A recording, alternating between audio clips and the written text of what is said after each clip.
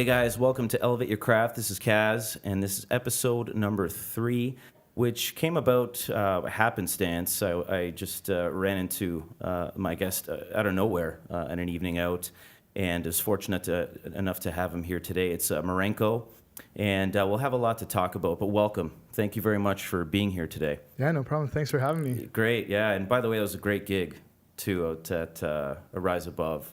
So awesome. We're on the dance floor pretty much the whole night. Awesome, man. It's a lovely space. It is. Yeah. Well, I mean, I've never actually eaten there, but as far as a dance party goes, it's great. I'm fairly good friends with Brian and Kelsey, who manage and own it nowadays.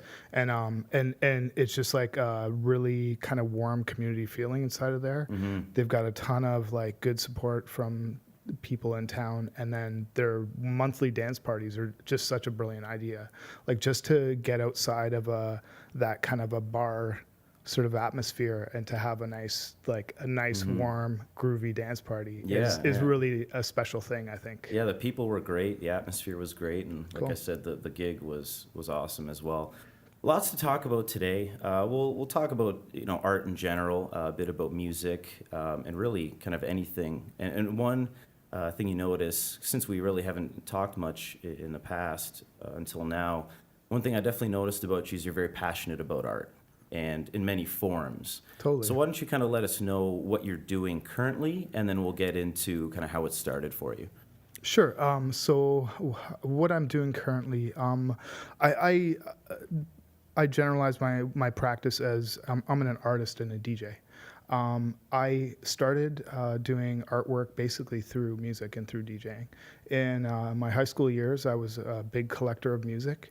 And then when I was probably in about grade 12, I invested in a set of speakers and a mixer.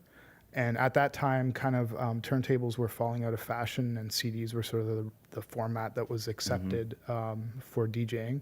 And so I was like, I just had a huge CD collection, and I just start playing these little parties. And often it would be like football players who had these like semi-formal proms were doing these parties, and then I would DJ for them. Mm-hmm. And I only did a handful of those at that age. And then I really got into the early rave scene in the early 90s in Toronto mostly, and then started off a little bit of my own thing in Niagara, because for the most part I was still living in Niagara. And through that, and through realizing that I had to promote to get an audience, I started really paying attention to visual art. Mm-hmm. And at first it was really obvious stuff like Andy Warhol, like just sort of simplistic and catchy, things that were eye-catchy, like really influenced by pop culture, and literally just cut and pasting text over top. So, it'd be a pretty famous image, and then I'd cut and paste DJ Marinko and guests and, this date and this place. Yeah. And I got a lot of attention from that. And after doing it for a number of years, I realized wow, I've got quite an archive of these like promotional pieces, posters and flyers and stuff. And I started realizing that, and then not only that too, I was really took time to just investigate images and look at the visual language of how this stuff was working. Mm-hmm. And I started realizing that I'm really into this art stuff. Kind of in I never really thought of myself as an artist probably till my 20s. Yeah. Okay. Even though I'd be doing it for a while at that point. So So I guess music was then the starting. For point. me, totally, music was the sort of the door into all that stuff. Mm-hmm. Yeah, absolutely. And was it kind of the DJ scene initially, right off the bat? What kind of artists did you listen to at the start? No, not really. So I guess in high school I was kind of into hard rock. Yeah. And what was it, Red Hot Chili Peppers, skateboard punk sort of was the sort of I was really into skateboarding at the time, so basically One Hot Minute era or Blood Sugar Sex Magic, Red Hot Chili Peppers before era. that, before yeah. Blood Sugar Sex Mother's Magic. Milk. I remember Mother's Milk. Yeah, totally. Yeah. There was an Yeah. EP too. I forget what the name of it was. It's like, actually, I just dug it up the other day randomly. Yeah. But it like Flea with these crazy pants with teddy bears all over it Oh, okay. was on the cover. It's a really cheesy cover. Anyway, like that was the sort of stuff though, and like things in the back of Thrasher magazine, The Cure would be all advertised. So I really was into The Cure big time, and I guess they were pop music at the time too, like sort of alternative rock. Yeah. Like 102.1 CFMY, and actually listening to 102.1 CFMY as an influence, I noticed Chris Shepherd and Deadly Headley. They were their late night kind of weekend DJs, and often on my way home from gigs, I'd have it on, and then I'm like, wow, this music that these guys are playing is fantastic. Like this is totally different from what I'd ever from stuff I'd ever heard. And Chris Shepherd would play like some alternative music. He would play like let me think here, like Ministry, Every Day is Halloween and Skinny Puppy and some Jesus and Mary Chain and this kind of groovy kind of rock stuff that had a beat to it. But then he'd also play, Todd Terry, Guy Called Gerald, Voodoo Ray, like house techno, like even things as cheesy as Too Unlimited, right? But but I was like, wow, this is totally amazing. Like I gotta get a hold of these records. I gotta get a hold of this music. So that was your instrument, I guess, then, kind of Totally. the electronic. I had a lot of friends in high school who were in bands, and I played music myself. You used to play tamburica, right?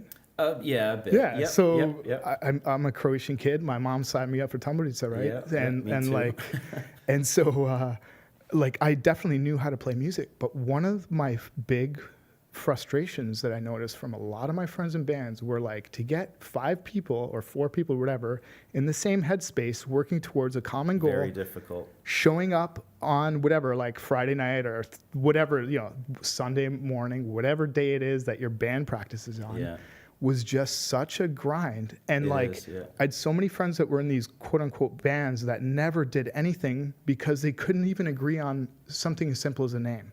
Whereas DJing was a funny little weird thing that wasn't really popular yet so much at that time. And I'm talking, in Southern Ontario in Canada in the late 80s, early 90s, that it wasn't really a common thing so much. Like people thought of a DJ as the guy at the bar who's playing crappy top 40 or the guy on the radio, right?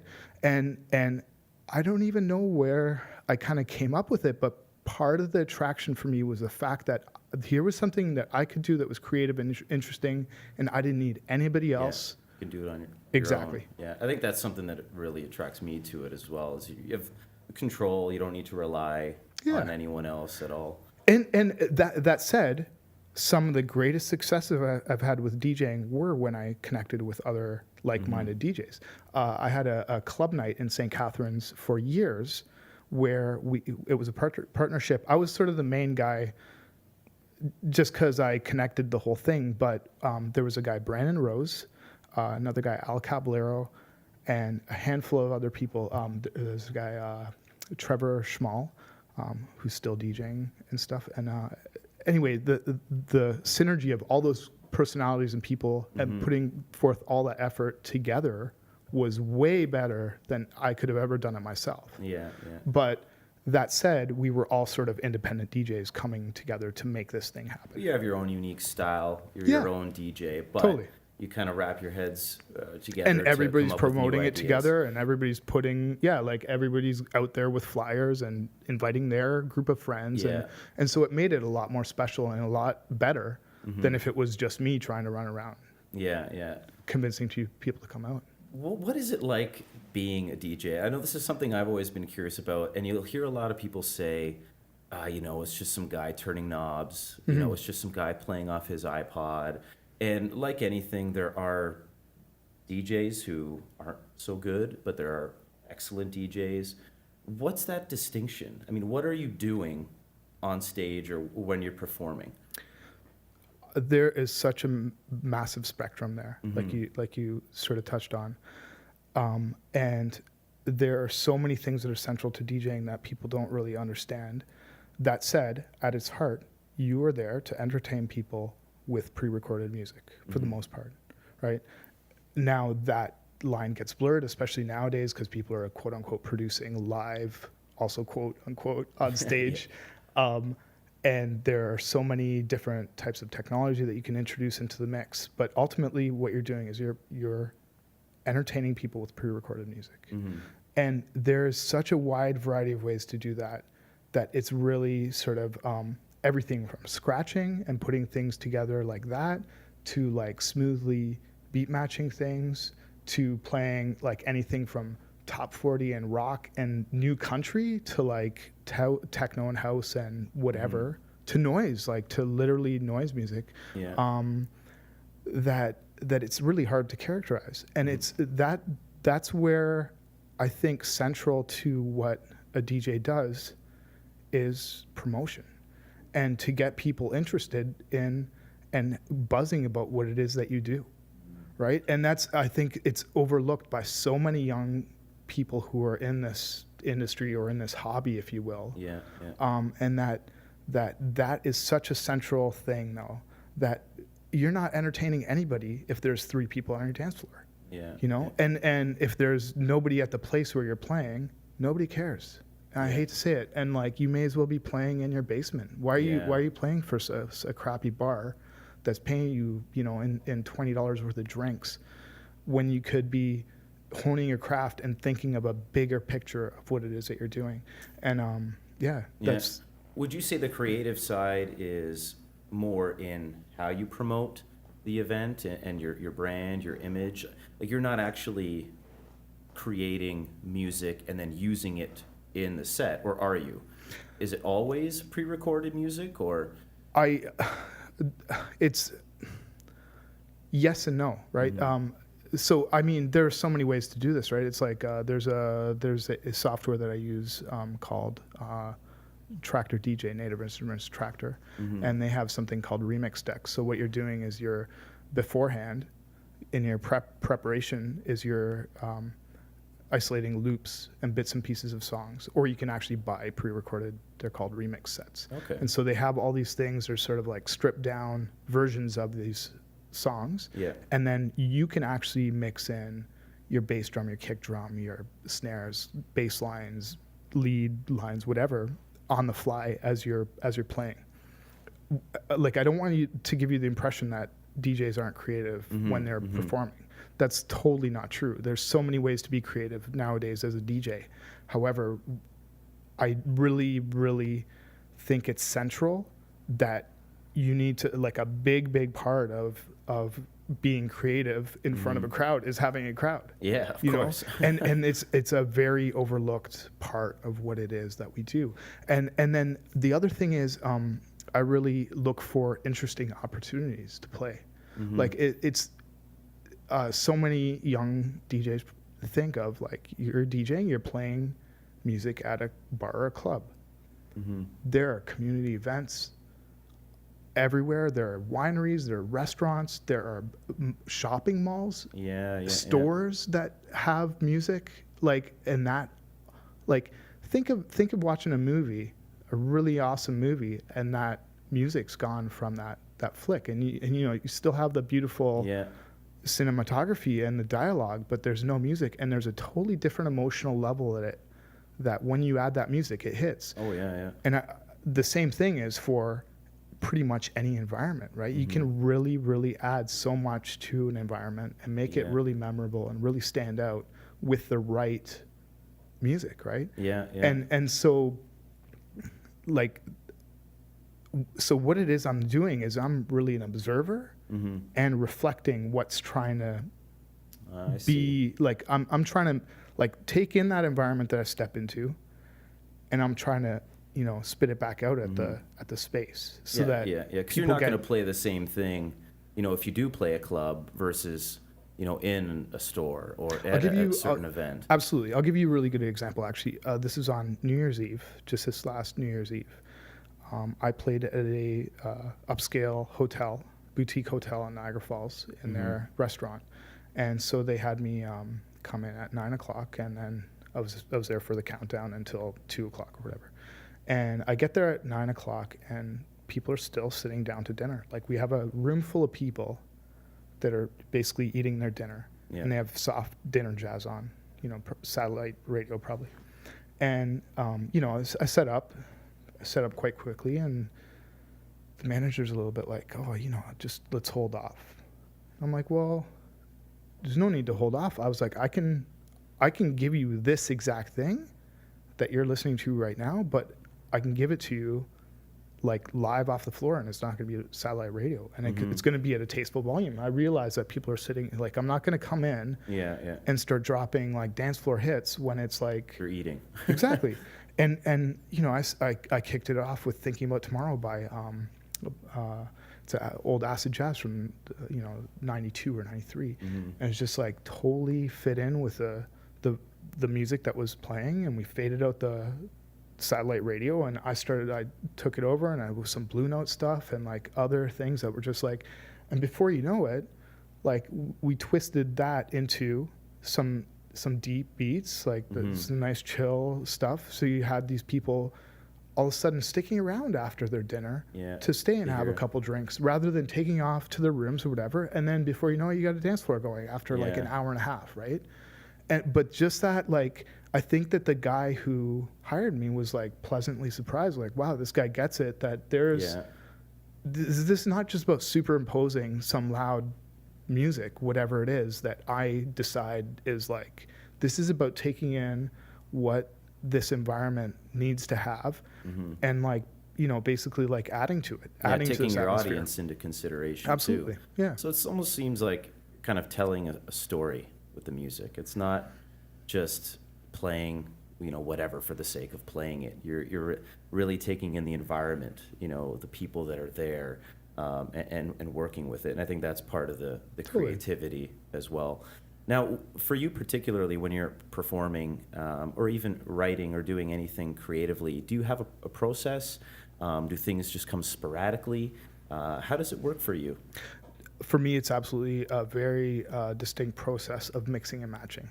And I think this is central to what I've been doing as a DJ for years and years. So the process of DJing was basically collecting a variety of music and then kind of categorizing it either in my head or it used to be in my record box or CD wallet. And nowadays more increasingly it's on a hard drive and with folders. But like categorizing that stuff and then being able to access those bits and pieces and kind of like, paste them together. And the more and more I realize that a central thing to my stylistically central thing is this collage technique, this kind of hunting and gathering of bits and pieces of information, pop culture ephemera, and then remixing it kind of on the fly and sort of like recontextualizing basically. Yeah. Well, the whole creative process is pretty interesting because I know for me, it's something you really have to get good at, and a lot of insecurity comes into play when doing it. And I think especially early on for anyone who is an artist and wants to be creative, I think that really has a great effect.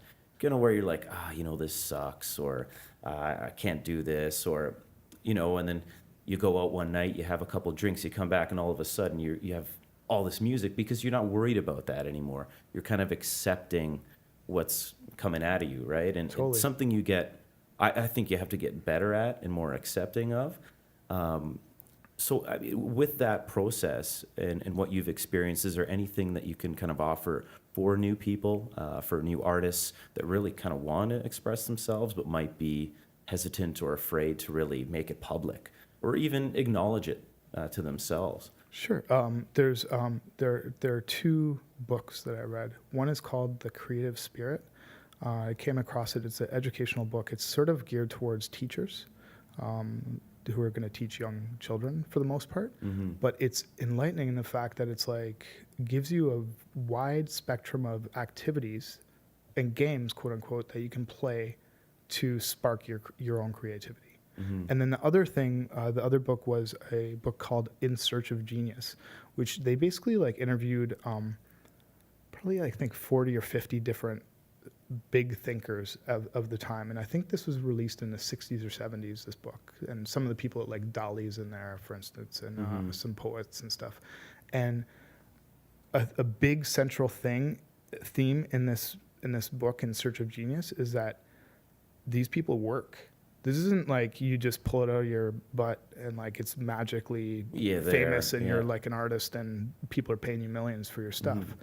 These people are like on a daily basis dedicating time and energy to their craft. Yeah. And that like whether it is writing or whether it's DJing or collecting music and trying to figure out what goes together and how to do what it is that you're doing, or whether you're painting or doing collage or making your own music or videos or whatever, but just that focus and that constant attention and striving, I think, is central. And I think that especially nowadays, so many people have this such a sense of instant gratification. Like, you pull out your phone, you can know anything in 2 seconds. You're an expert in everything. But then, like, make something. Yeah. And to take that time aside and put away your devices and turn your TV off and put your phone away, and to just spend time honing your own craft, I think is like essential. And I think a lot of people don't get that. Yeah, well, you have to develop the skill. Totally. Not only technically, for whatever instrument or writing or whatever you're doing, but the mental game as well. Just being able to stick to it. Discipline. Yeah, confidence. Yeah. And it kind of segues nicely into art being very personal among people. And you kind of think about it, would you say that it helps the process or kind of hinders? Because I think for people, a lot of that making it public or letting other people hear or see their work is very scary, and it's definitely a hurdle that you do have to get over. But at the same time, I think it will attract the right people, because not everyone, I mean, this goes right into pop music. You have your pop stars like the Katy Perry's, the Taylor Swift's, who I think their music is almost manufactured in a way. And not to say that they're not, creative in any way, or it has its place. And let's be honest here. They pay people, creative people, to come up with a lot of their ideas, and they're consulting a lot of different people. Like there are songwriters who are being paid by Katy Perry and Taylor Swift. Totally.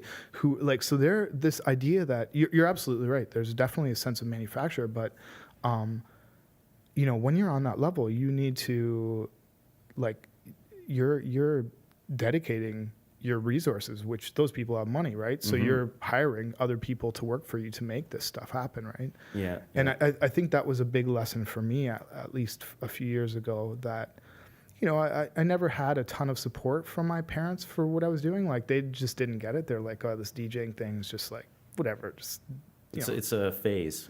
It's a phase, or it's like just like kind of a game, right? And then like, just like, oh yeah, you do your DJ thing, right? And it's like, like people actually make millions of dollars doing what it is I do. Now, that's a whole another thing as well. But the point I'm trying to make is that, this one thing that I learned fairly recently was that I can't do this all myself. And it actually makes sense for me to hire somebody, for instance, to do my website. Because I'm not a website guy.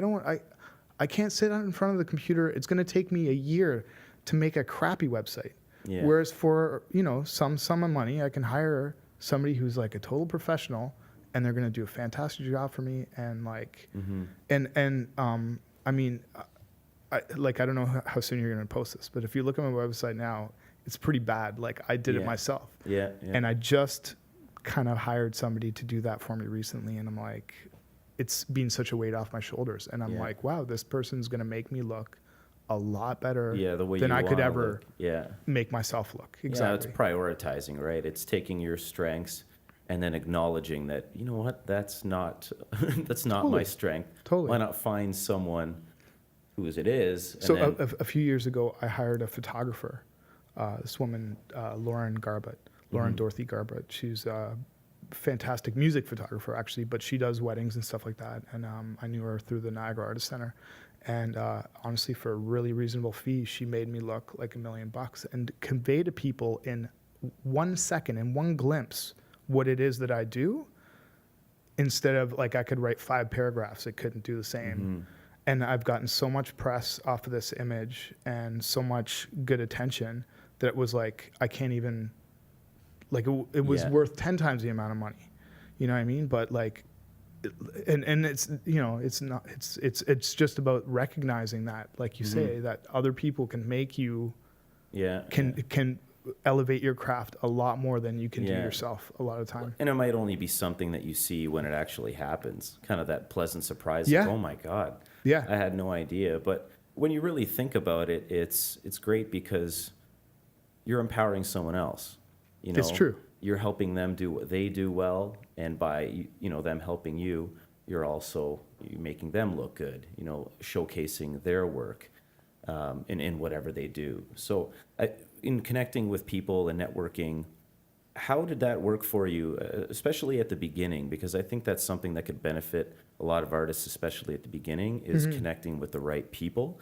Was that something that you acknowledged at the beginning, or did it kind of happen naturally? Or absolutely not. I did not acknowledge it. And in fact, there's this really weird thing in DJing that it's like, it's a really big, funny ego game. And especially it was in the early rave scene in the 90s. People would hide their records. They would like literally buy a record and it'd be an amazing thing. And, you know, only these are imports and they're probably pressed in relatively small numbers. So maybe like a 500 or 1,000 in the entire world would exist, especially first run, right? If it gets more famous, then, you know, gets repressed and who knows how many exist. But the point is that people would blank out their record name so that they'd be playing this and nobody else couldn't really know what it was. And they'd totally like throw you on oh yeah, this is like so-and-so by so-and-so, and just totally lie about the name. So you're like throwing everybody on this wild goose chase, which, I mean, in hindsight, it was so detrimental to the just the genre, the craft. To the culture, right? Like that everybody's like trying to keep these little secrets to themselves. And there was such an ego thing of like, oh, you DJ too, eh? Like it was like, on one hand, you'd be like curious and you want to know this person, but on the other hand, you'd be like, oh, competition, right? And so it really did actually take me a long time to kind of come around to the idea that it's not all adversarial. There's room for millions of people to do millions of different things in this world, right? And not everybody's into the same thing, and not everybody's trying to like screw you over, right? Like, there's one specific guy that I met at a record shop in Toronto. I moved to Toronto, I think it was like 94. And he moved there around the same time. And this guy, Ryan Slivchuk, 7, and they went on to start their own company called the E Network, the Entertainment Network. And me and him met at a record store, and we were like kind of picking out the same records. And like, we just like, it was undeniable. Like we couldn't walk out of there and not become friends. You know what I mean? Like there was just a certain understanding that like, that we had just psychically through the music we were picking. And like he'd pull something and I'd be like, wow, that's amazing. And then I'd pull something and he'd do the same thing. And that was sort of, for me, like a really eye-opening, profound experience, just to like meet this guy. And then like, you know, he was nice to me and I was nice to him. And all of a sudden, like a whole new friendship blossomed. And like, we just like vibed off of each other's ideas. We were like, he was like, oh, do you know about 4-tracks, like 4-track recording? And I was like, nah, you know, I not really, like a little bit, but, and he like introduced me to this whole, like, so we were making these pre-made mixes on a 4-track that like at the time nobody else was doing. And it just like, it was enough to like make both of us stand out amongst hundreds of DJs in Toronto that people were like, damn, man, these guys are like a good team, doing something interesting. And well, we did it independently. Like it wasn't, so it'd be, you know, him and then me, but like if he didn't introduce me to that, who knows how long it would have taken me to figure out. You know? And then I also like, I think that I inspired him, and just in the sense of like, yeah, let's just make it happen. Like, what do we wait? Why are we waiting for this guy to book us? We need to do it ourselves. Like, we could wait till we die, and this guy's not going to know who we are. You know what I mean? And I think that so between the two of us, it was just like really enlightening and a really positive experience for me. Yeah, you found someone you can kind of work off of and, Totally. and just make the whole experience And that inspire much better. me and like make me want to work hard to do what we were doing. Totally, Yeah. And do you think that, I guess it would have a great effect on your creative process because you had no idea of certain things until you met the person. So, I mean, going back to the importance of networking and meeting people, especially at the beginning, it'd be great, I guess. It's definitely encouraged. And are there, I guess Toronto would be the prime place to go around this area for that kind of thing. Oh, yeah, for sure. I mean, that said, it's also really difficult to stand out in Toronto. Exactly. It's like there's just so many things going on. On any given night in Toronto, there's, I don't know how many events, right? Whereas if you're in in Niagara, like where I am, it's significantly easier to stand out amongst the crowd because most days there's nothing. Yeah. And on Friday, Saturday, you got like 4 things, 5 things. So it's easier to catch people's attention. I mean, that said, there's also a myriad more opportunities in Toronto. Well, and you're close to Toronto still too. Totally. So totally. you can still kind of take advantage. I play in Toronto fairly frequently. Yeah. At least once a month. Going back to the rave scene that you mentioned in your early 90s, what was that like? Was it just sort of an explosion of popularity in that genre? I mean, it was really special. First of all, I think that every generation little things happen, right? And like little scenes happen. And it was just like that. It just happened that when I was growing up and sort of ready to be on my own and move to the city, that this magical thing was happening with music and youth culture and sort of under the radar of the authorities still. Like, because I know that at a certain point, raves got so big and so crazy and there was like deaths related to drugs and stuff. It got really it got scary and it got a bad rep too. It got a bad rep and it got mean and weird and, biker gangs were involved and all this stuff. But I think that I think the first party I went to was at a place called the Fun House on Queen Street West. And it was like, it was literally a house. And there were, I think, probably about 100 people in attendance. There were 2 floors of music, an upstairs and a downstairs, and then an attic room that had like these video art, which was literally like a VHS player and a TV. But it was amazing. It was really cool. Yeah. And we went there. We had a little Mickey of booze, in our pocket, coat, and it was like we were just so charged by the environment and the music.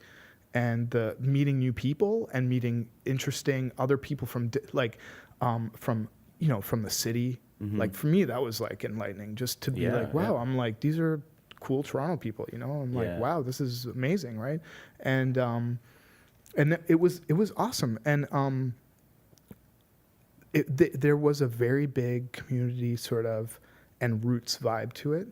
It was like fun and it was mostly young people. There weren't like sketchy weirdos involved really.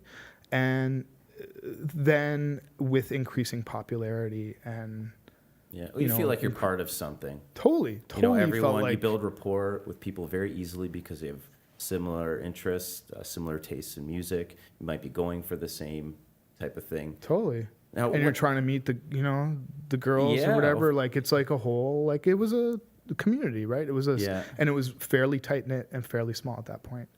And as the numbers increased, so did, profitability and other things that totally then it's like, let's attract the most amount of people, not because it's like part of the scene, but because it's like, we need to do that in order to pay for all these speakers and these DJs coming from the UK or whatever. And it's from starting as a kind of, interesting, cool, fun thing to do to like, then it's a business. There's 2 different things entirely. And I think I saw both sides of that. Yeah. And I actually stopped going for a number of years. And then kind of got reintroduced to that sort of post-rave scene, I would call it, through 2 organizations. One was called the Ohm Festival, and Some Kids Collective. And so they threw like a yearly solstice party, so June 21st ish, and I ran 2 stages for them in 2 years, actually 3. The Clonk stage was the first year, so a friend of mine was involved. He was like a deep techno guy, and they had this Clonk stage that they were set to do, and like basically he calls me last minute and he's like, dude, we got to do the stage next week and we have no sound system, nothing. Oh, no. Like, can you help us out? And I was like, you know what, let's do it. Let's Sure, make it happen. yeah. Let's make it happen. So I had loaded up my sound system in the van, and I was up in Northern Ontario. This is in Killaloe, Ontario, and we made a beautiful techno stage in the forest. Yeah. And then 2 subsequent years, we did the electro-organic sound system, and I forget the other. I think it was 2 years, electro-organic. That was the name. We were, and it was a fantastic experience, because here's now people who'd gone through that whole sketchiness and weirdness and seen what quote unquote rave could be, and decided, hey, let's make it what we do want it to be. Let's make this a beautiful like outdoors festival. We'll make it camping. We'll make it leave no trace, so that everybody picks up their trash and their garbage. And it's not like and the stages, for instance, like when we did the stage, it wasn't like here we are superimposing a big massive thing of speakers on a field and there's a whole crap load of tents and everybody's throwing their garbage around. It was like look at the space, how can we integrate the sound system? So we actually like literally were climbing up in trees and putting speakers in the trees. The speakers were in the trees, and we had these beautiful bass bins that we'd like actually pulled them out of the trash in Toronto. One came from the XXX Diner on Queen Street. They had closed down, and we like literally it was just like there's this bass bin at the side of the road, and for a couple $100 we put in new electronics in it, and it's hummed. It was amazing. And anyway, like the point is that like we created this thing. Well, these other people actually created this platform to make a really amazing festival happen. And they still do it to this day. And then the other people I connected with was Alien Flux, so Justin Martins and a guy named Rocco. So I was friends with this guy Keith, and then Keith knew Rocco, and Rocco's farm was where they did this thing called the Harvest Festival. And this guy Justin, like, just super inspiring. Like the events that he dreams up blow my mind. Wow. Yeah, it's like, so imagine this, 100 people from Toronto load up into a school bus and get into canoes up north and canoe to a beautiful like spot by a tiny little waterfall and this beautiful little pond like that, in the middle of like July with your like just like the Milky Way overhead. And these guys truck a sound system in on a little dinghy and play beats. So you get there on a Friday night. It's quiet. They cook dinner together. They make little teams. So if you sign up, you're paying for your ticket, but you're also signing up for duties. So you're either on like cleanup duty, or you're on cooking, or on like fire duty, or like any number of things. You're making a sweat lodge. Okay, dude, they made a sweat lodge, like with a tarp and like these bent trees, and like made it happen in front of my eyes. I was like, wow. And like, and then on the Saturday, music starts kind of like, 4 or 5 in the afternoon with dinner. And then it's like party time all night till the sun comes up. And then you have a few hours of sleep, and then you canoe back to the buses and you go home back to Toronto. And it's like, so that's one of the things. Another thing, this Harvest Festival is like started on Rocco's farm, and it was just like this beautiful century-old barn. Like, let's throw a techno party in this. And it was like just the vision, just the idea that like, let's make this happen. It's just like so enlightening and inspiring to me. And made me think of stuff like, trying to like make my own sound system and interesting things happen down changing in up Niagara. the environment, Absolutely. Away from that kind of big basement room of a club or something like that. Or, Totally. That's really, really neat. And with a performance like that, what is your ideal? When you perform and you're in the process of it, What's the ideal experience for you? Like as a performer? As a performer, yeah. As a performer, I think it's to connect with people on this level where not only are they paying attention to the music, but they're like, there's something memorable about it. Mm-hmm. There's something that's really, It sticks out for them that they'll never forget. And that's hard to do. That's hard to do, right? It's really hard to do, actually. Yeah. Especially like when you have a night where there's like 5 or 10 or 20 DJs or whatever it is, right?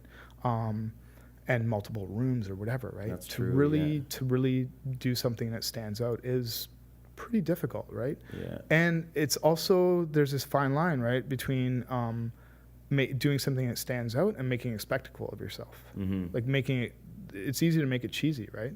Yeah. Have you ever had a moment like that where you're thinking, oh my God. What did I do? Yeah, Totally. well, that was awful. I can't believe I did that. Or, Totally. yeah, totally, and totally. everyone goes through it. I mean, if you're performing in any way, it's going to happen. There's an aspect to that that's taking a risk too, right? Like that. It's like I had this quote unquote brilliant idea a few years ago. So I have a motorcycle, right? And I have this motorcycle helmet. I had to buy a new one. So I get the motorcycle helmet home, and I just stick it on and look in the mirror. I'm like, damn, I'm gonna stick lights on this thing, and like in front of the eyes, sort of thing, and like this is gonna be part of this is my new DJ shtick, right? Yeah. I'm gonna like have these lights so I got these wearable LED lights, and I kind of like applied it to the thing, and Kid Turbo was the project name or whatever, or like the name I was trying to promote, and I was set up a mirror in my basement in my little studio to check it out, like test it out, make sure it works perfectly, like to even develop a tiny bit of a performance so that the lights are synced properly with music. And I was convinced that like this is it. People are gonna and I was so disappointed when everybody's like, dude, that was a pretty cheesy ripoff of Daft Punk there. Yeah. But I mean, I took the positive and I took the negative, and I started performing as Daft Funk.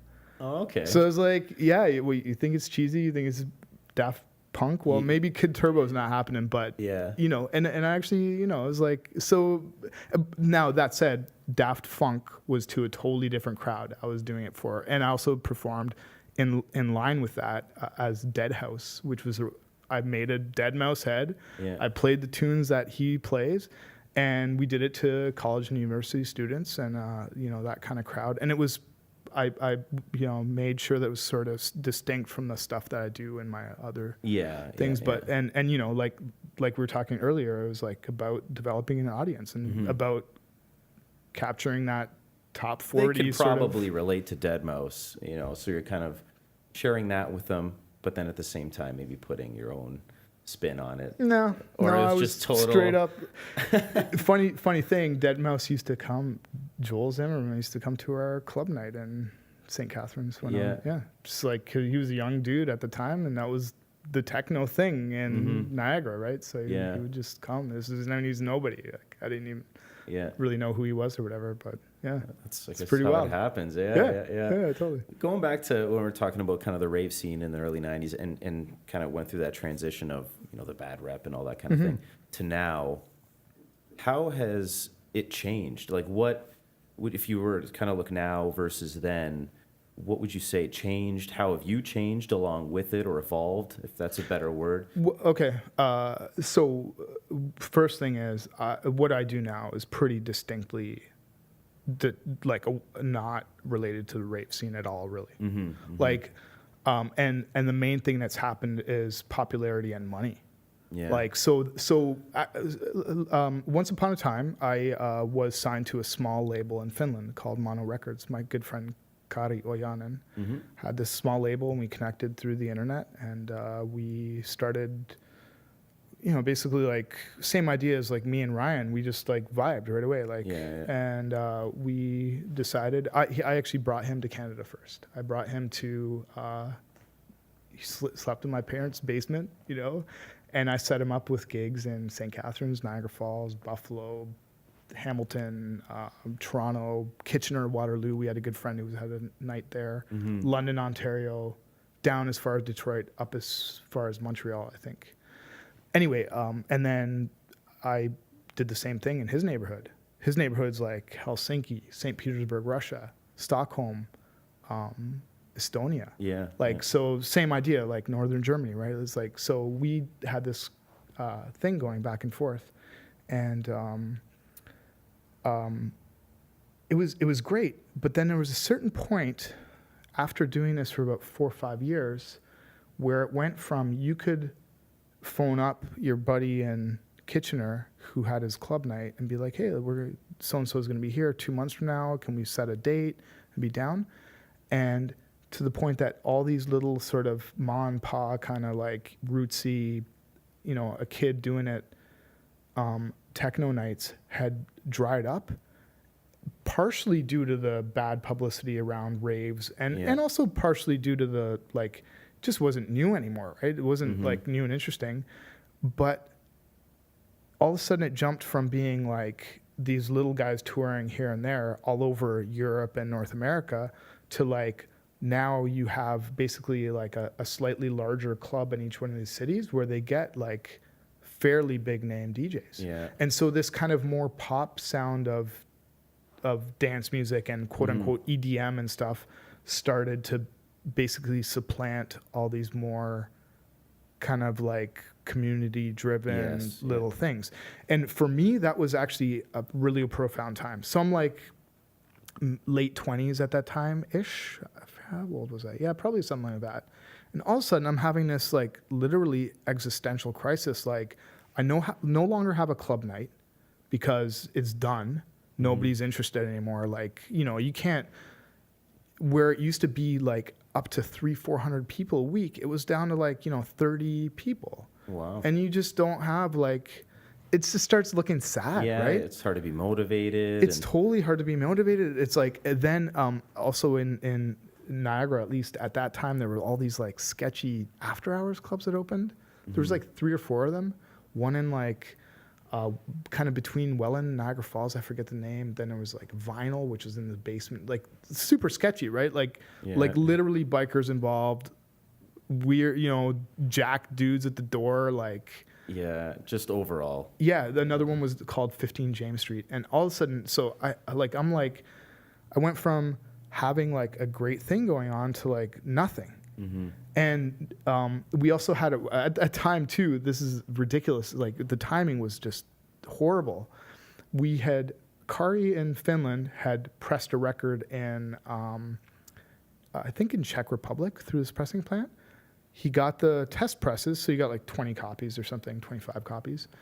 And then you listen to the test press, and if it's okay quality, for us, it was basically a formality. Like we didn't have the money to redo the masters anyway. So yeah, you're going to use it. So you're going to say yes. But the point is, he never got the order, and like, you know, for us that was a significant amount of money. And then something happened with me on this end where we pressed a record, and the distributor kind of jerked me around, and also there was no money.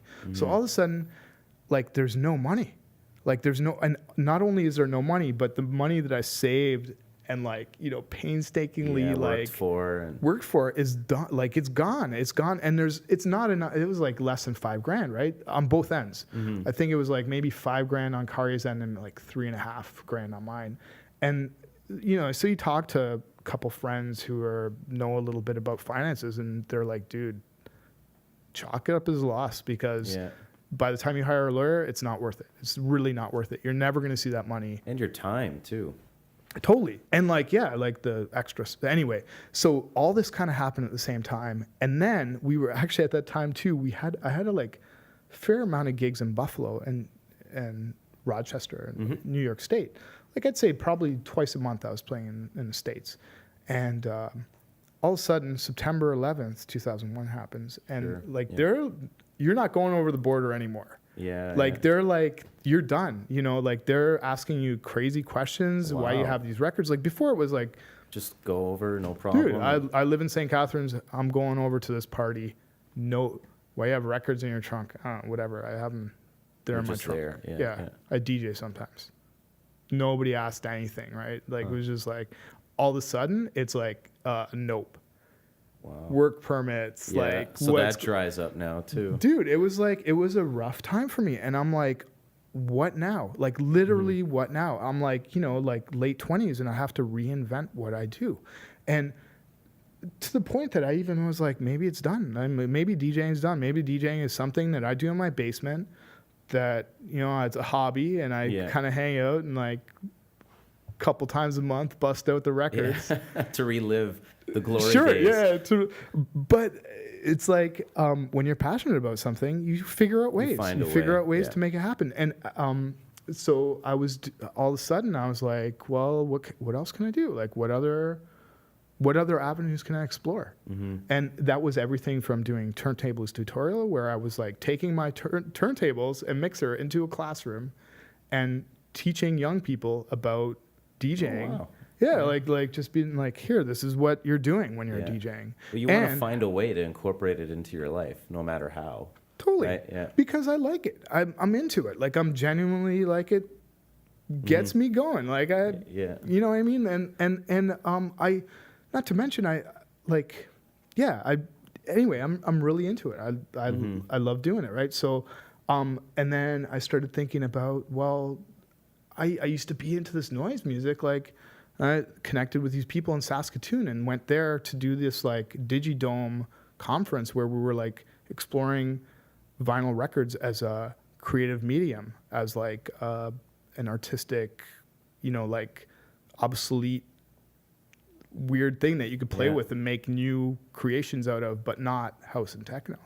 And then I connected with this woman, Carrie Gates, and this other woman from Montreal, Esther Bourdage, and we made the Vinyl Interventions Trio, where we were doing these like performances of literally sheer noise, like totally like all three of us just going off, jamming on our stuff, and like, obviously listening to each other, but like these performances of like a sheer wall of noise, And so is there like rhythm to it? Is it like sometimes, but not necessarily.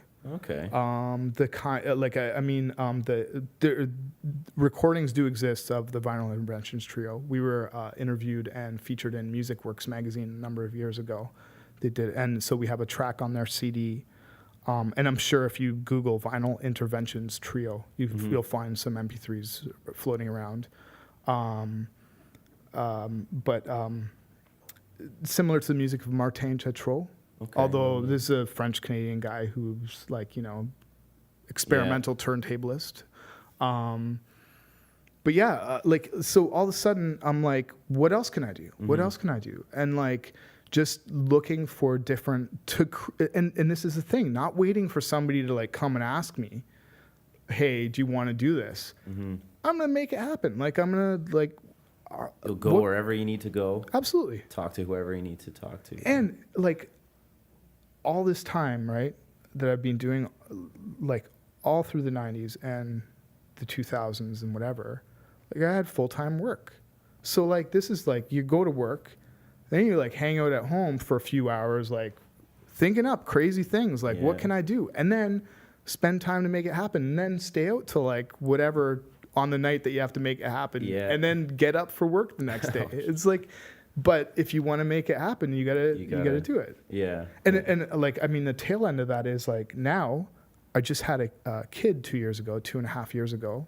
I'm about to have another one too, and I seriously like I took a year off of work, went on a leave of absence because I can make enough money playing music. I mean, I'm not rich. Don't get me wrong here, but like at the same time, you don't spend a ton either. You totally. manage it. I spent a year with my child. Yeah. Like when most daddies have to go back to work after 2 weeks or whatever it is, and so that's really special and amazing to me, And like, well, you put the quality time in. Totally, man. Right. And then at the time, I was sitting at home with my kid listening to music. We started a thing called Baby Boogie. So we did a handful of parties at the Niagara Artist Center, and it's like basically daytime dance parties for parents and young kids. Oh, wow. And just like play like some goofy kids music, some pop stuff that, just a spectrum of music that, and like have balloons so kids can play with the balloons and some markers and paper and like, make everybody takes their shoes off so nobody's going to step on tiny toes. Yes. Yeah. And just make a really fun That's a great idea. It was great. And expose the kids to music too at an early age. Yeah, and it just socializing and dancing, and dancing is a healthy thing, you know? Yeah, it's like, yeah. Totally. You're active, right? Yeah. How does kind of when you're DJing overseas and stuff, and just in general, how does the music, or does it at all, differ internationally? So if you were to perform somewhere else, would you, I don't imagine you'd change your style, but is there anything you'd take into consideration, or how does the scene differ, or, you know, does it? So how does the scene differ? There are regional differences everywhere. That said, when I was getting booked to play overseas, they were booking me for my style. Whereas honestly, a lot of the gigs I get in Niagara, I'm looking to the client for direction of what they want. Like I do weddings, for instance, right? Yeah. At a wedding, they don't care what I sound like. They don't. I mean, 9 out of 10 clients have no, just affinity kind to of my do your sound. job. They want me to do my job, which is to entertain their guests with the stuff that they like. Yeah. So, like for me, actually, events that are closer to home, I have a lot less creative input. It's more about reading the crowd and being aware of what people are liking and what they're not liking, kind of giving more of the good stuff, quote unquote. Yeah. And less of the crap, right? Yeah, exactly. Whereas when I was playing overseas, they were there to see me play. And that's really cool. And it's awesome, and it's but it's also these days when I play in the city, when I play in Toronto, most of the time I can play what I want. They're hiring me for my sound or whatever. You've built a name, and the people know what to expect, right? A little bit, but I definitely do a lot of stuff with all request stuff or whatever, where I have to the client's needs are central. So, where have your favorite places to perform been? Helsinki was great. It was just it was just such a warm reception and cool people, and really into the music and just really just friendly people, but also weirdly Finns are a strange breed, right? It's people are kind of quiet and stuff like that. Anyway, it was amazing. Helsinki was totally amazing. Also, St. Petersburg, Russia. I played there twice. Just insane. Really the one time I played at a place called Club Mama, and so we take the subway kind of into the suburbs, and there's weird apartment blocks, and all of a sudden you turn off the main street, and there's just hundreds of young people in the middle of this residential street, and you're this is where the club is. It's just you know what I mean, in Canada, that would never happen. Yeah, people would just be there would be a group of parents shutting that down quick. There was a weird old warehouse in Niagara Falls on Drummond Avenue. There was a really cool space, and we knew the owner, and we did a thing there. And then he tried to open a club. When we did 1 or 2 things there, it was cool. As soon as he tried to open a club, I think the community, local people were no way, not happening, not on this street, Where when we did it once or twice, it was people didn't really realize by the time they realized it was done, right? So, but anyway, and this was a club. This was a club in St. Petersburg. Another time there was this. It was literally a war bunker. It was in the middle of this square, kind of surrounded by these 6-7 story apartment blocks. Yeah. And this big bump in the middle of this park, in the middle of this courtyard, and it was a bomb shelter. Yeah. And it being turned into a club. And I remember after the set, it's 5 a.m. or something, and the guy's pouring us shots. Yeah. It's ridiculous. I'm this is it could get out exhausting. of control. Yeah, well, and I mean, that's what you're there for, right? In a way. Yeah, right? in a way, yeah. Well, I mean, it's how many times are you going to play St. Petersburg, Russia, right? Make anyway. The best of it. Exactly. Yeah. It's and I mean, I guess that's a lifestyle thing. Dudes like DJ Hell, who have he's been doing it forever, runs international DJ gigolos out of Germany. apparently he's totally straight edge. Guy's like, I don't know, he's like probably at least 50. And he plays like dirty, crazy techno and electro. And like, you know, Just he's totally straight edge. He's like, he's, you know, which is, I think, you know, it's only, you can't be a fuck up, right? Oh. For like all your life. It's going to catch up with you. Yeah. Well, even when you're performing too, I mean, gotta remain coherent. In control? In Yeah. control. Yeah. It's more about the audience and not you. And Totally. you know. That said, I mean, I've been DJing for a long time, and I'm telling you, a lot of DJs get really messed up. Yeah. But whatever. That's you know, neither here nor there. That's their own personal problems or of course whatever. Right? Yeah. Let them do it, kind of thing. Yeah. You know, like, and I mean. Yeah. Anyway, whatever. We'll leave it at that. Yeah, totally. You know, like, anything that when you're invited to perform or you're looking to perform, anything that you look for in the facility or the people, or so I mean, I guess at the beginning you'll play anywhere, you'll play anything, you'll kind of do whatever, and maybe you still do now. But are you a little more picky now? Would you say? Way more picky. Yeah. Yeah. You're right. At one point in time, I had this idea, and this is like probably early 2000s. I had this idea: if I want to have a DJ business, I can't say no to anything. I would literally take gigs for like $50. It was ridiculous because you run yourself ragged. Like in a month, I was playing 15 times. Half the month I was out playing and then working full time. Yeah. It was ridiculous. It was like, so you're grinding yourself to the ground, playing for next to nothing, and then word travels. This guy will play for next to nothing. Yeah. Next thing you know, everybody wants to pay $50, and it's not sustainable and it's not smart. And if you're doing it, more power to you, but it's not sustainable. Yeah. And a big thing I learned, I actually took a course called How to Get Paid in the Knowledge Economy.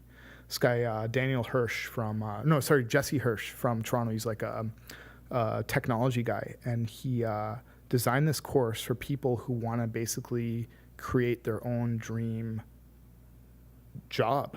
So, like, for instance, one of the ladies that was in this program was like, I forget her name, but she was a feminist, right? She had a master's degree in women's studies and was very media critic, kind of like outspoken feminist activist. And he's like, how do we turn her from being a broke feminist activist who works at a coffee shop into like, she's a feminist activist talking all over the world at conferences and getting phoned by the media when weird things happen that are related to her her area of expertise. Yeah, totally. Work, yeah. And it was super enlightening, and this course was just like to this day I have a notebook that I kept, like, and to this day I still find stuff. Took this course probably 3 years ago. I still find new things nurdles of truth that I need to wake up to, like, you know, and that was enlightening and awesome. And then through that course, I kind of learned about saying no and about getting paid what you're worth. And it's better for me to get 1 gig a month for $1,000, right, than to get 8 for $100. Yeah. And the clientele you're attracting is a totally different clientele. Yeah. And word travels too. Like, and you know, like when you're getting paid $1,000, you have to approach it in a completely different way. Yeah, you want to perform. You have to perform. Yeah. You got to look good. You got to come there smelling nice. You have to have your you need to have $1,000 suit on. Yeah. Like yeah. There's a different level of expectations. That said, word also travels. Like, they're like, damn, this guy did a really great job. Here's the guy you need to call. Because they have their own networks that they communicate with. Rich people know other rich people. Yeah. It's a basic thing. Broke people hang out. Yeah. Middle class people hang out. Rich people hang out. And honestly, what I do for a broke audience versus what I do for a rich audience really doesn't change that much. And it's a sliding scale. If I'm asking $1,000, but you're my buddy and you want me to do your wedding, but you don't have the budget, hey, I can throw you a bone. I can do it for way cheaper because you know, like I still do events for the Niagara Artist Center because they did so much for me in terms of like giving me opportunities and making me like aware of, and they do great things in the community in St. Catharines and Niagara. You're giving back kind of thing. Absolutely. Yeah. So it's worth it for me to do it for free a handful of times a year for them. And they give me a charitable receipt and it's all great. And like, you know, you're paying it forward, right? It's like, I do really think though it's important to take yourself seriously and to ask for the money that you think not you're worth. Not devalue yourself. Yeah, totally. And if and I think that's really important for new artists. And if say there are 3 things that you could say to a young you know, or in the early 90s, or whenever you started, what would those 3 things be? That you kind of say, hey, avoid this, do this, or oh man. Doesn't have to be 3. Yeah, it can be 1. I could 2. talk. I could talk forever. Right? It's like 25 things. Yeah. But okay, let me think. So work hard, right? Promote yourself really well and very thoughtfully, right? And think about who you're trying to think about your target audience. Right? And the image you want to portray. Absolutely. Yeah. And practice, promote yourself, and. What about the mental game? I was about to say, put a smile on your face. You're getting paid to facilitate a party. It's party time. People smile at a party. There's nothing worse than a DJ or an entertainer that's up there looking grumpy. And actually, Walter Ostnick, polka legend Walter Ostnick, my friend performed with this guy Joe Lipinski, guitarist in St. Catharines, and he's got a home studio, and he's coming up. He's like doing a lot of great stuff. He performed at the Grape and Wine Festival, I believe, with Walter Ostnick. He was like his backup guitar. Yeah. And Walter, before the thing, I'll never forget, Joe told me this. He was like, Walter nudged me. He was like, listen, when you play polka, you smile. I want you smiling the whole time. The whole time, yeah. He's like, here's the changes. Here's the sheet music. Smile. And like, that was pretty profound to me. It's such even a weird thing, like if you are DJing, there used to be a guy called Murat, rave DJ in Toronto. And, you know, happens, you train wreck, right? Like your beats go out of sync and you're kind of, sounds messy and... the domino effect where it just... Sure, it gets off of sync and it happens, whatever, what are you going to do? So I'm watching people play, and you watch most DJs, including myself, especially back then, and you train wreck, and it's like you look up there on stage and there's panic, like checking the headphones, checking the turntables, mixer, what's going on, like, and then like finally you fade out, right? Murat just had this goofy grin on his face, and he was like bobbing his head, like, oh yeah, like this is happening right now. Wrong. And the thing is, it's like you look up, and it sounds like hell, but there's a different like. Oh, is he doing it on purpose? Like, wait a minute here. Yeah. Like he's grooving to this. Like maybe I don't get it. Yeah, maybe. Yeah, exactly. Yeah. So that whole thing about confidence and smiling and just that presentation, that presence, and I mean that's the thing. I'm a bit of a shy person, right? Like I think maybe that's if I need some professional development personally. I think maybe that's where I need to like. Focus some time in the next little while is that like presence of when you're there. Like I definitely like learned the lesson from Walter Ostnick that you smile when you're playing polka or any other kind of music, right? But this idea that you know it's important to radiate because you are presenting, you're an entertainer at that point, right? Yeah. You know. Well, and it's the same idea as always. I mean, not always smiling, but just keeping a smile on your face whenever you can. You know, even as simple as walking through the checkout in a grocery store, and you're the only one in the line of 9 that has a smile on his face. Good vibes. And you see the cashier react. Totally. It's as simple as that. It's very, very important. And even kind of going back to the mental game of it, and because when you're actually performing, or even before, there's a lot of nerves. You know, there's a lot of fear behind it. And how has being a performer changed you? Because you said you are a shy guy, but if you hadn't performed, you know, how do you think you'd be? How has it made your life better? I mean, it's hard to say. I still have a certain degree of shyness.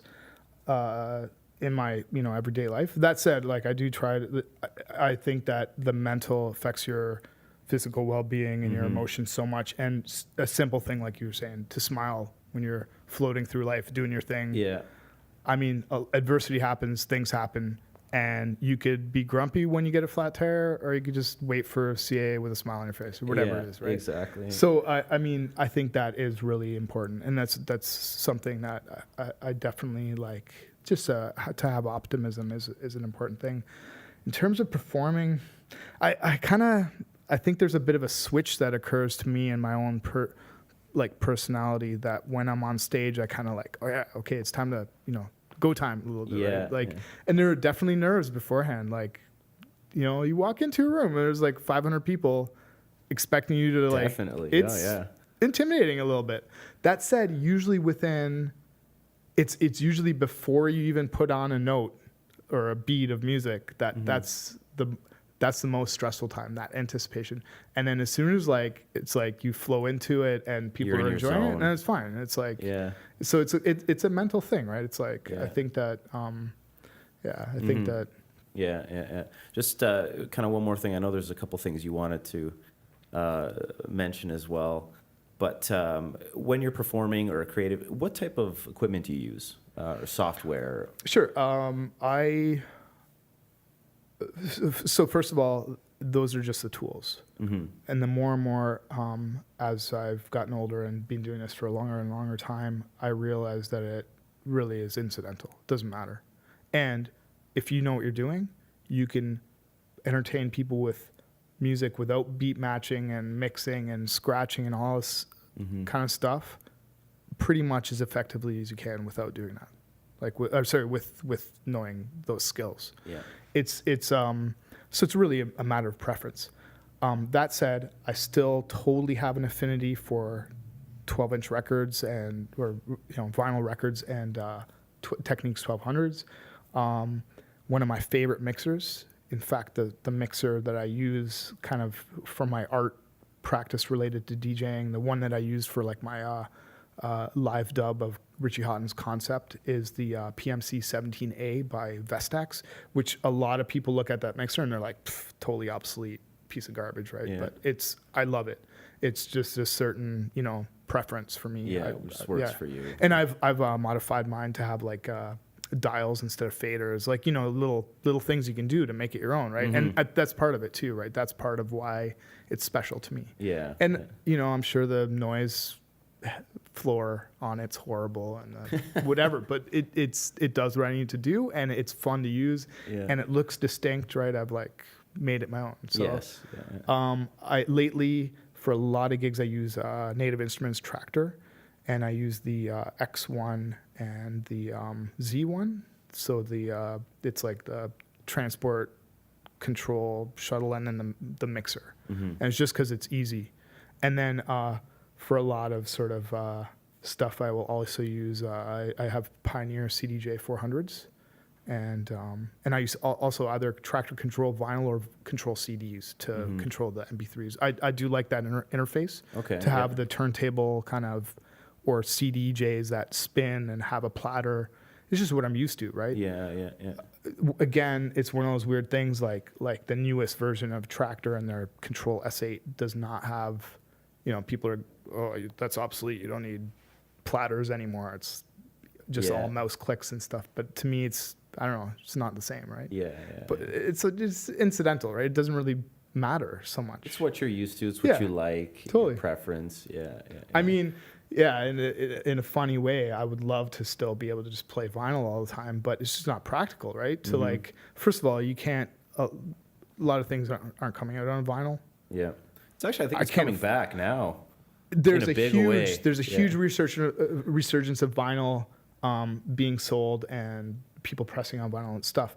That said, there still are definitely things you can't, and it's just not like so much money, right? Like, for sure. Like $1.99 for most MP3s versus at least $10 to $15 for the piece of vinyl, if you can find it. Yes. Yeah. Like a Psych Magic or like Black Madonna from Chicago, you can't even find those. Like they press 500 copies and it's done. You can get the MP3, no problem. Yeah. But to find the vinyl is like... Collectors have them, or who No, knows. you can find where. it on Discogs right now. It's going to cost you $50, right? Or Yeah. whatever. Like, but anyway. And then, not to mention, physically carrying that crap around.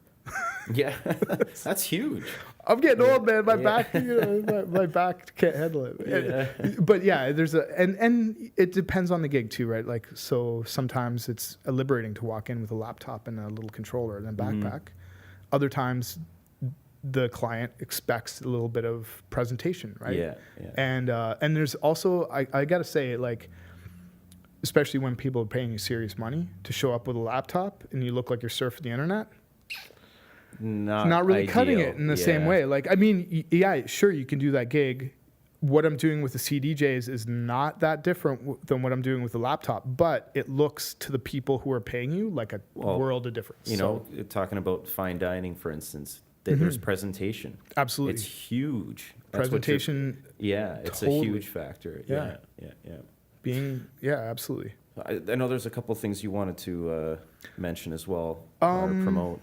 Oh yeah. So earlier we were talking about collaboration. And I had a very interesting conversation recently with this guy Sam Fleming of Evolved Entertainment out of Toronto, and he's like one of the top kind of DJ firms in Toronto. He's done all sorts of stuff like Fashion Week and like you name it, he's done it. Like really high end stuff. And he was telling me about going to these DJ conferences and play. There's one, this Canadian CDJA. I'm not sure what it stands for. CDJA conference, which is happening in Mississauga at the end of January, I think, and then another one in Las Vegas. So basically, you have this convention hall with thousands of DJs who are coming there from these, especially the one in Nevada and in Las Vegas. Yeah. And he was saying there's a very interesting thing. It's like, when you meet these people at this conference, now you're meeting dudes from Florida and from New York City and from Iceland and all over the place going to this conference. So there's a different level of sharing because the guy you're talking to isn't your direct competition.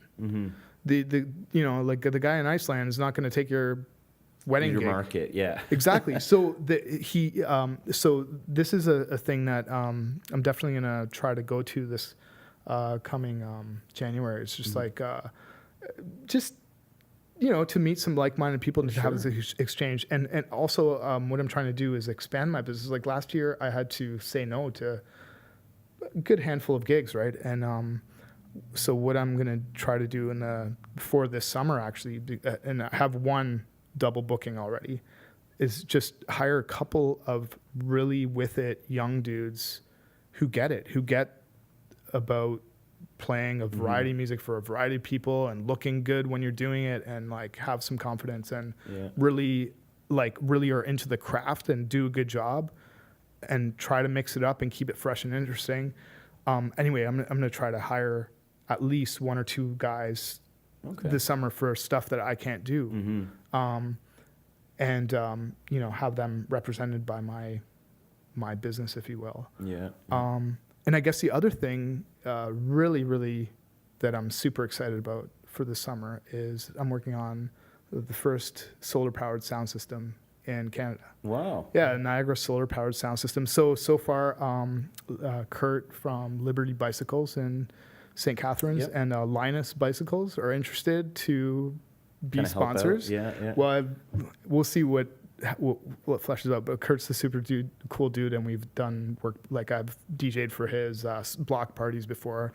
They shut off the street and have dudes with trials bikes doing these insane kind of jumps tricks. Off of it's like, and I've done I've DJ'd for him at these kind of things, and he's super supportive of community events and stuff. And Niagara Artist Center is another sponsor. In the Soil Festival is our first gig. I think it's at 25th of April is the date of In the Soil. It's actually the whole weekend, whatever that weekend is, but I think it's the 25th. This is the day that I'll be performing with this Niagara solar-powered sound system. Long M. Quaid, St. Catharines, is also a sponsor, and we're going to do a thing with Rodman Hall Center for the Arts. They have this beautiful garden that goes down towards 12 Mile Creek from this like old historic mansion that houses their art gallery. And so we're going to do this outdoor thing there, like a kind of like on a Sunday daytime thing. And Niagara Jazz Festival as well, which I think is the tail end of July. And but I'm pretty excited about this. And the reason why is I thought about this backwards, right? Like I thought about 5 years from now, what do I want to be doing, right? And one of my big goals, I have a small sailboat. It's my dad's actually. My dad has a sailboat that he lets me use, and this last summer we used it. And sailboat's got a small solar panel. You can have your laptop, you play some music in there or whatever, right?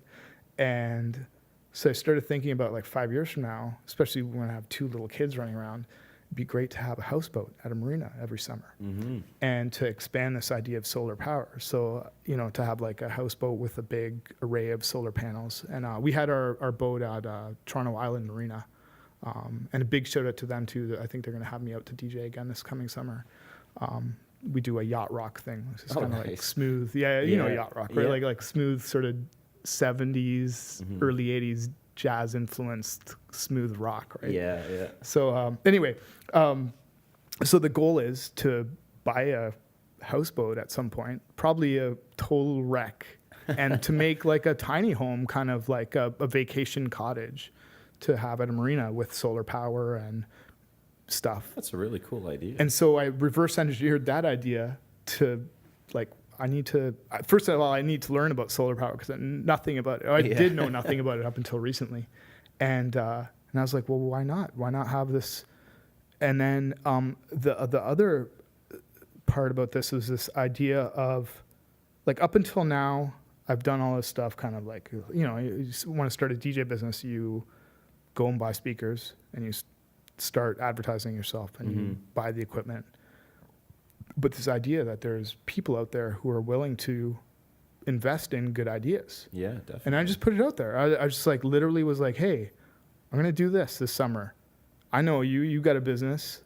We've worked together before. Like Long McQuaid, I did DJ lessons this last November and then in March as well. I'm going to do something. Oh, wow. Yeah, Long McQuaid, St. Catharines, right? Yeah, There's just kind of expansion of the turntablist tutorial idea. And just like that, these people are out there and they're willing to put their resources. You'd be surprised at the response too, I'm sure. I threw it out there and I was like, for instance, to the idea that I could get a bicycle from Kurt at Liberty wouldn't, like, it was never in my wildest dreams. I was like, and when you kind of, anyway.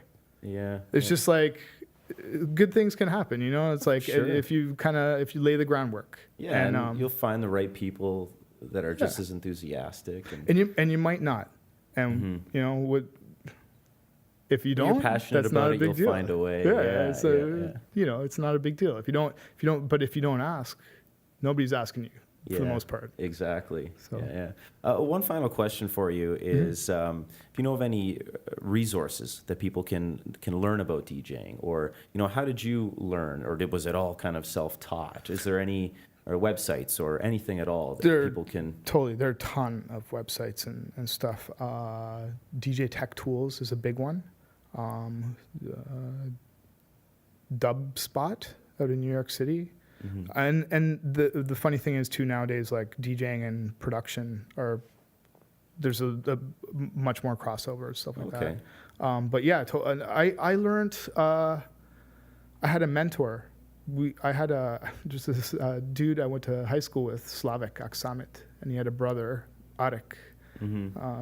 Me and Slavik had a 4th period or a 5th period physics class.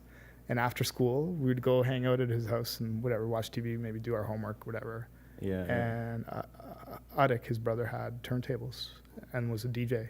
Oh, wow. And he played all sorts, like he actually played at a weird strip joint in St. Catharines. It was like, that was one of his like regular things. It was, oh man, it was, where was it? It was a really funny, weird spot, and they closed it down.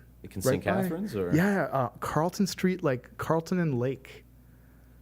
It was like years ago. I'm talking okay. Late 80s, early 90s. Wow. Anyway, so whatever, like he had these turntables set up. He's like, yeah, check it out. Like try it out, go for it, you know. And they were wonky turntables. They weren't like 1200s. But they did the job, and that was kind of, I got the bug there. I guess technically my first DJ gig ever, I was in like grade 7, and you know, we had this tiny portable classroom with like 30 kids in it, and we were like having a school dance in the portable classroom. So, you know, scooch all the desks to the side.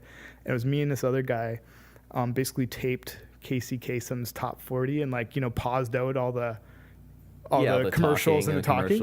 Even, and you know, it's like horribly done, right? Because you're doing it off the fly. And that was my first quote unquote DJ experience. Wow. And it was like, you know, being kind of a geeky kid, and all of a sudden you know, bringing a tape to school, but got a certain level of attention that I didn't normally get. Yeah. So for me, I was like, that was the start. Man. I was like, just like, and I'd say around that, like that's what kind of got me into collecting music a little bit too. Just kind of like pause tapes. Well, it's your palette, right?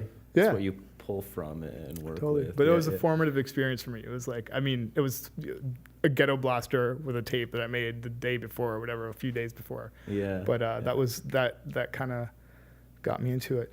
I mean, technically not DJing really at all, right? But your first foray into the idea of it anyway. Cool. Well, hopefully people can get a bit out of those resources. That's it for us here today. How can people learn about you? Website, Twitter, social media? Twitter's at Disco Marinko. At Disco Marinko at Twitter. I don't. Just at Disco Marinko. Add me or whatever. And on Facebook, Marinkov, Marinkov, and first name Marinko. And then I'm fairly I check Facebook probably every day. And then Niagara Solar Sound System is our Facebook page right now. And thediscogallery.com or popcommedia.com are my websites. Cool. Well, thanks very much. If you guys like the podcast, you can follow it on Facebook at Elevate Your Craft. I'm on Twitter as well at EYC Kasmanasty. That's KASMANASTY. Otherwise, we'll see you again soon. Thanks very much.